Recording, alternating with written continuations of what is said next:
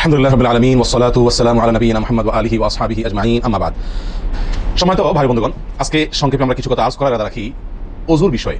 ওযুতে আমাদের যে সমস্ত ভুল ত্রুটিগুলো সচরাচর হয়ে থাকে সে বিষয়ে সামান্য কিছু কথা আলোচনা করার ইরাদা রাখি। ওয়া তাওফীক ইল্লা বিল্লাহ। আমরা সকলেই কম বেশ জানি যে ওযু বা পবিত্রতা এটা হলো সালাতের চাবি। নবী সাল্লাল্লাহু আলাইহি ওয়াসাল্লামের সূরা আবু দাউদ বর্ণিত হাদিস আছে, তিনি বলেছেন মিফতাহুস সালাতি আত-তাহুর, সালাতের বা নামাজের চাবি হলো কি? পবিত্রতা বা ওযু। তো চাবি যদি ঠিক থাকে, পারফেক্ট হয়, তাহলে তালা খুলবে। আর যদি চাবি পারফেক্ট না হয়, ঠিক না হয়, তাহলে সেক্ষেত্রে তালা খুলবে না। ওই চাবি দিয়ে আপনি ঘরে প্রবেশ করতে পারবেন না। মনে করুন জান্নাত হলো আমার ঘর বা গন্তব্য, ঢুকতে হলে আমাকে সালাতের তালাটুকু খুলে ঢুকতে হবে, অর্থাৎ সালাত পড়ে ঢুকতে হবে, আর তার চাবি হলো পবিত্রতা।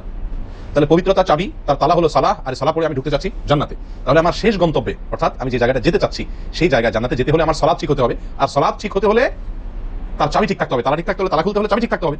সেটা হলো কি? সালাত, তাহারাত বা পবিত্রতা।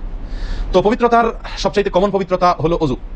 এই ওযুর বিষয়ে আমাদের বেশ কিছু ত্রুটি, বেশ কিছু ভুল ভ্রান্তি হয়ে থাকে। ওযুর যে ভুলগুলো হয়তো আপনিও করেন, আমরাও করছি প্রতিনিয়ত, কিন্তু জানি না। তো সেগুলো নিয়ে আমরা সংক্ষেপে আলোচনা করব। নবী সাল্লাল্লাহু আলাইহি ওয়াসাল্লাম বুখারী মুসলিমের হাদিসে আছে, তিনি বলেছেন লা তুকবালু সালাতুন বিগাইরি তাহুরিন, পবিত্রতা ছাড়া কোনো সালাত কবুল হবে না। কোনো সালাত আল্লাহর কাছে অ্যাকসেপ্টেড, গ্রহণযোগ্য হবে না কি ছাড়া? তাহারাত ছাড়া, ওযু ছাড়া। অতএব এই ওযু এটা পূর্ণাঙ্গ হলে সালাত পূর্ণাঙ্গ হবে, সালাত পূর্ণাঙ্গ হলে জান্নাতে যাওয়া সহজ হবে ইনশাআল্লাহ। অতএব একটা আরেকটার সাথে সম্পর্ক যুক্ত বিধায় সবকিছুর আগে, সালাতেরও আগে আমাকে লক্ষ্য করা দরকার আমার ওযু বা তাহারাতটা কি হচ্ছে কিনা, ঠিকঠাক হচ্ছে কিনা। প্রিয় ভাইরা, ওযু দুই প্রকার। একটা হলো কোন রকম ওযু, আরেকটা হলো পূর্ণাঙ্গ ওযু। একটা হলো কোন রকম ওযু, আরেকটা হলো কি? পূর্ণাঙ্গ ওযু। পূর্ণাঙ্গ ওযু যেটা, এটাকে হাদিসের ভাষায় বলা হচ্ছে ইসবাগুল ওযু। পূর্ণাঙ্গভাবে ওযু করা এটাকে বলা হচ্ছে ইসবাগুল ওযু, অর্থাৎ ওযুকে পরিপূর্ণভাবে করা। আর হলো যেন তেন ভাবে কোন রকম ভাবে ওযু সেরে ফেলা। আমরা সাধারণত সারাদিন যে ওযুটা করি, সারা জীবন যে ওযুটা করে আসছি, সেটা হলো যেন তেন ওযু বেশিরভাগ লোকের। ইল্লা মা রাহিমা রাব্বি, হাতে গোনা কিছু লোক আমরা আছি যারা ইসবাগুল ওযুর যে নির্দেশ সেটা পালন করতে সক্ষম হয়েছে, অর্থাৎ ওযুটা পূর্ণাঙ্গ করতে পেরেছি। প্রিয় ভাই বন্ধুগণ, ইসবাগুল ওযু এর নির্দেশ নবী সাল্লাল্লাহু আলাইহি ওয়াসাল্লাম বিভিন্ন জায়গায় দিয়েছেন, বিভিন্ন জায়গায় বহু হাদিসে আসছে তোমরা ওযুকে আসবিগুল ওযু, আসবিগুল ওযু, তোমরা ওযুকে পরিপূর্ণ করো, ওযুকে পূর্ণাঙ্গভাবে করো, সঠিকভাবে করো, যথাযথভাবে করো। তার মানে নবী সাল্লাল্লাহু আলাইহি ওয়াসাল্লাম জানতেন যে ওযুতে যথার্থতার খেলাফ প্রচুর পরিমাণে হয়ে থাকে, আর সেজন্য তিনি সাবধান করেছেন আসবিগুল ওযু, অর্থাৎ ওযুকে তোমরা পূর্ণাঙ্গভাবে করো, সুন্দরভাবে করো, যথার্থভাবে করো। কথা কি বুঝতে পারছি? যেহেতু ওযুর বিষয়ে আমাদের গাফলতি আছে বা গাফলতি থাকার কথা, সেজন্য নবী সাল্লাল্লাহু আলাইহি ওয়াসাল্লাম আমাদেরকে বলেছেন ওযু করো, এটা না, বলেছেন আসবিগুল ওযু, অর্থাৎ আকমিলুল ওযু, ওযুকে পরিপূর্ণভাবে করো, সুন্দরভাবে করো, যথাযথভাবে করো। ওযুর যে ফজিলত, ওযুর যে ফজিলত মুসলিম পণ্ডিত হাদিসে আসছে, নবী সাল্লাল্লাহু আলাইহি ওয়াসাল্লাম বলেছেন যে ব্যক্তি পরিপূর্ণভাবে ওযু করবে, পরিপূর্ণভাবে ওযু করবে, ভালোভাবে ওযু করবে, এবং ওযুর শেষে কালিমাতুশ শাহাদা যেটা আছে, আশহাদু আল্লা ইলাহা ইল্লাল্লাহু ওয়াহদাহু লা শারীকা লাহু আশহাদু আন্না মুহাম্মাদান আবদুহু ওয়া রাসূলুহু, এই কালিমায়ে শাহাদা পাঠ করবে ওযুর শেষে। এই ব্যক্তির জন্য আল্লাহ সুবহানাহু ওয়া তাআলা জান্নাতের সমস্ত দুয়ার খুলে দিবেন। তাহলে আমরা বলতে পারি জান্নাতের 8 দুয়ারের সমস্ত দুয়ারের একটা রিমোট এখানে নবী সাল্লাল্লাহু আলাইহি ওয়াসাল্লাম আমাদেরকে বাতলে দিয়েছেন। একটি রিমোট, এই এক রিমোট টিপের সঙ্গে সঙ্গে 8 দরজা সব খুলে যাবে। সেটা হলো ওযুকে কি করা? পরিপূর্ণভাবে করা, সুন্দরভাবে করা, এবং এর শেষে, ওযুর শেষে কালিমাতুশ শাহাদা পাঠ করা, আশহাদু আল্লা ইলাহা ইল্লাল্লাহু ওয়াহদাহু লা শারীকা লাহু আশহাদু আন্না মুহাম্মাদান আবদুহু ওয়া রাসূলুহু। আপনি পাঠ করলেন, জান্নাতের সমস্ত দুয়ার এর রিমোট যেন টিপ দিলেন। এই তিনটা কাজ করলেন মানে কি? জান্নাতের 8 দরজার একটি কমন রিমোটে টিপ দিলেন আপনি, সবগুলো পটপট খুলে যাবে, যে কোনো দরজা দিয়ে আপনি জান্নাতে দাখিল হতে পারবেন ইনশাআল্লাহ। প্রিয় ভাইরা, তাহলে হাদিস থেকেও বোঝা গেল যে যে কোনো দরজা দিয়ে ঢুকতে হলে ওযুটা হইতে হবে পরিপূর্ণরূপে ওযু, ইসবাগুল ওযু। অতএব ওযু আমার পরিপূর্ণ হচ্ছে কিনা এই বিষয়টা একটু যাচাই করা দরকার, কি দরকার না? প্রিয় ভাইরা, নবী সাল্লাল্লাহু আলাইহি ওয়াসাল্লাম সূরা আবু দাউদের হাদিসে বলেছেন ইন্নাহা লা তাতিম্মু সালাতু আহাদিকুম হাত্তা ইউসবিগাল ওযুআ কামা আমারাহুল্লাহ, তোমাদের কারোর সালাত ততক্ষণ পর্যন্ত পরিপূর্ণ হবে না, সালাত ততক্ষণ পর্যন্ত সুন্দর হবে না, পূর্ণাঙ্গ হবে না, সালাতে পূর্ণতা আসবে না, যতক্ষণ না তোমরা ওযুকে ঠিক আল্লাহ যেভাবে করতে নির্দেশ করেছেন ওইভাবে পরিপূর্ণভাবে না করো। আল্লাহ সুবহানাহু ওয়া তাআলা যেভাবে ওযু করতে বলেছেন ওইভাবে পরিপূর্ণ রূপে ওযু না করা পর্যন্ত তোমাদের সালাত পূর্ণতা পাবে না। তাহলে সালাতের পূর্ণতা পাওয়ার জন্য ওযুটি হইতে হবে, ওযু না শুধু। আমরা জানি যে সালাতের জন্য ওযু করতে হয় না, ওযু করলেই শুধু সালাতের পূর্ণতা আসবে না, ওযুটা হইতে হবে আল্লাহ যেভাবে নির্দেশ করেছেন সেভাবে, যথাযথ উপায় এবং সঠিকভাবে। প্রিয় ভাইরা, এখন আসি আমরা ওযুতে কি ভুলগুলো আমাদের এমন হয় যেগুলো কারণে আমাদের ওযুর পূর্ণতা নষ্ট হতে পারে। তার ভিতরে 1 নম্বরের ভুল হলো, যেটি আমাদের হয়ে থাকে ওযুর ক্ষেত্রে অনেকেরই, সেটা হলো বিসমিল্লাহ পাঠ না করা। ওযু শুরুতে কি পাঠ করতে হয়? বিসমিল্লাহ। আপনি যখন হাত ধুয়ে ওযু শুরু করবেন, দুই হাতে কবজি ধুয়ে ওযু শুরু করবেন না, প্রথম কাজ, তার আগে আপনি কি করবেন? বিসমিল্লাহ, বিসমিল্লাহ বলে হাত ধুয়ে তারপর ওযু শুরু করবেন। বহু লোক আছি আমরা ওযুখানায় ওই গল্প করতেছি, আড্ডা মারতেছি, কথাবার্তা বলতেছি, এই বলতে বলতে ওযু শুরু করে দিয়েছি, তাহলে বিসমিল্লাহ কখন পড়তেছি? বিসমিল্লাহটা অনেক সময় অমনোযোগিতার কারণে, অবহেলার কারণে, অন্যমনস্কতার কারণে বিসমিল্লাহটা অনেক সময় আমরা বলতে ভুলে যাই। অথচ এই বিসমিল্লাহ পাঠ করা ওযু শুরুতে অনেক বিশেষজ্ঞ আলেমের মতে ফরজ। অনেকে বলেন বিসমিল্লাহ পাঠ না করলে ওযুই হবে না, আপনি যদি ভুলে বাদ দেন ওযু হলো না।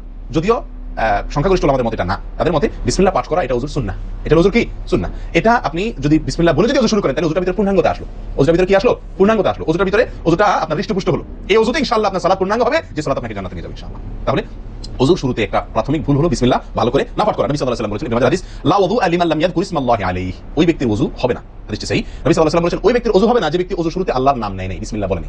এখন ওযু হবে না বলা হয়েছে, এই হবে না বলতে হাদিস বিশেষজ্ঞ উলামা ইকরাম এবং ফুকাহা ইকরাম বলেন এখানে হবে না বলতে ওযুর ওই প্রাণ হলো না, ওযু পূর্ণাঙ্গ হলো না, ওযুটা যেভাবে হওয়া দরকার ছিল সেভাবে হলো না, কোন রকম হয়ে গেল মাশাআল্লাহ, সালাত আদায় হয়ে গেল, দায়িত্ব খালাস হয়ে গেল, কিন্তু এটা যেভাবে আল্লাহ সুবহানাহু ওয়া তাআলা চাচ্ছেন, নবী সাল্লাল্লাহু আলাইহি ওয়াসাল্লাম চাচ্ছেন, যেভাবে ওযুর নির্দেশ আসছে সেভাবে হলো না। যদি আমি বিসমিল্লাহ পাঠ না করি তাহলে বোঝা গেল ওযু করার সময় আপনি কারোর সাথে কথা বলছেন, খোশ গল্প করছেন, মোবাইল আলাপ করছেন, অন্য কোনো ব্যস্ততায় আছেন, অন্য কোনো ধ্যানে আছেন, ওই অবস্থায় হাত দিয়ে ওযু শুরু করে দিলেন, বিসমিল্লাহ পাঠ করলেন না, এটা হলো একটা ত্রুটি। এই ত্রুটি আমাদের হয় কিনা আমাদের মধ্যে?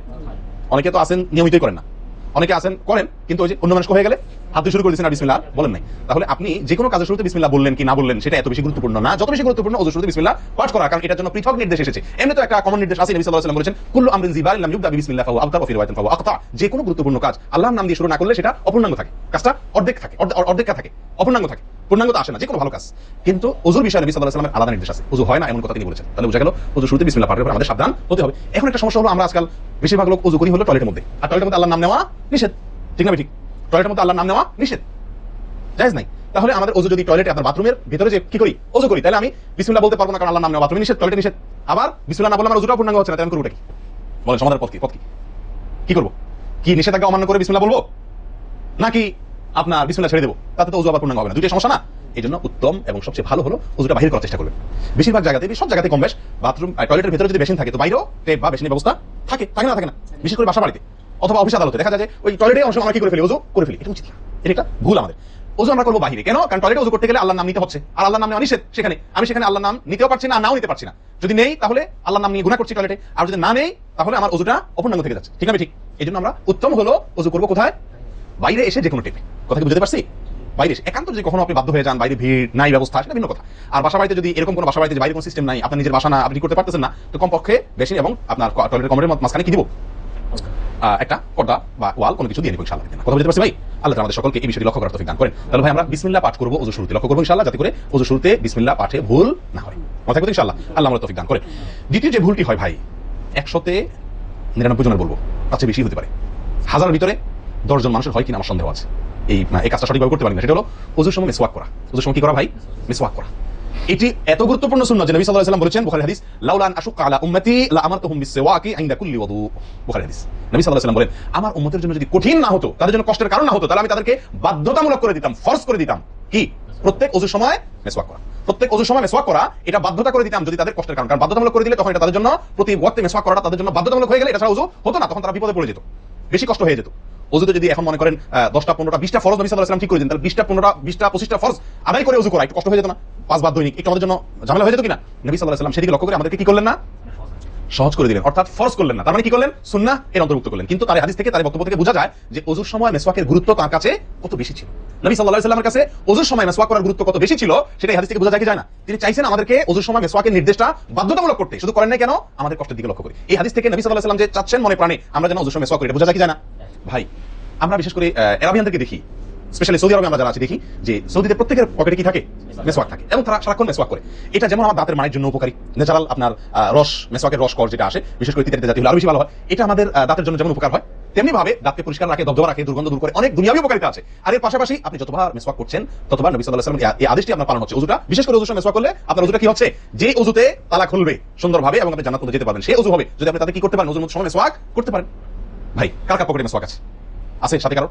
আপনারা একটা সময় আসেন যে ওযু করেননি, কি বলেন? মেসওয়াক আছে কার কার? আলহামদুলিল্লাহ, একজন পাওয়া গেল। ভাই ওযুর সময় মেসওয়াক এটি আমরা ছেড়ে দিয়েছি, এই আমলটা আমাদের মধ্যে নাই বললেই চলে। কি বলেন? এই আমলটাকে পুনর্জীবন দেওয়া যায় কি না যায় না? অন্য কারোর জন্য না, আমার নিজের জন্য। আমি মিসওয়াক করবো, তার উপকারিতা আমি নিজে পাবো।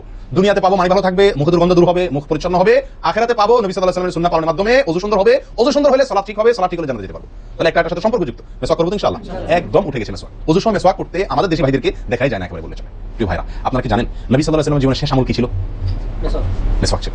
নবী করিম সাল্লাল্লাহু আলাইহি ওয়াসাল্লামের জীবনের শেষ আমল, যে আমলের পরে আর কোনো আমলের সুযোগ পান নাই, এই আমলের পরে তিনি দুনিয়া থেকে বিদায় নিয়ে গেছেন, তার জীবনের লাস্ট আমল কি ছিল? মিসওয়াক। তিনি আয়েশা রাদিয়াল্লাহু তাআলার কোলে মাথায় রেখে শুয়েছিলেন মৃত্যুর ঠিক আগ মুহূর্তে। শরীরে আর শক্তি ছিল না মেসওয়াক চিবানোর মতো, নতুন মেসওয়াক চিবায় ওটাকে নরম করবেন, এই শক্তিটা ছিল না।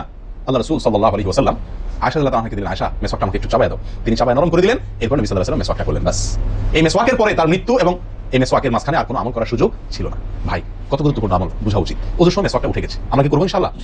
সবসময় মেসওয়াক করে রাখবো তো ইনশাআল্লাহ। ওযুর সময় মেসওয়াক কখন করবেন এটা নিয়ে আমাদের দুটি মত পাওয়া যায়। বেশিরভাগ ওলামাদের মত এবং বিশুদ্ধ মত হলো কুলি করার সময় আমরা মেসওয়াক করব। কুলি করার সময় আপনি বিসমিল্লাহ বলে হাত ধুলেন, এরপরে কুলি করলেন। মেসওয়াক করতে হবে এভাবে সোজাসুজি, উপরে নিচে না, পাশাপাশি, ঠিক আছে? মেসওয়াক দিয়ে এভাবে আপনি খুব বেশি সময় করা দরকার না, একটা ঘষা দেন উপরে মাইতে, আরেকটা ঘষা দেন নিচে দাঁতে দিয়ে একবার কুলি করে ফেলান, ঠিক আছে? আবার মেসওয়াক দিয়ে একটা ঘষা দেন, আবার একটা ঘষা দেন।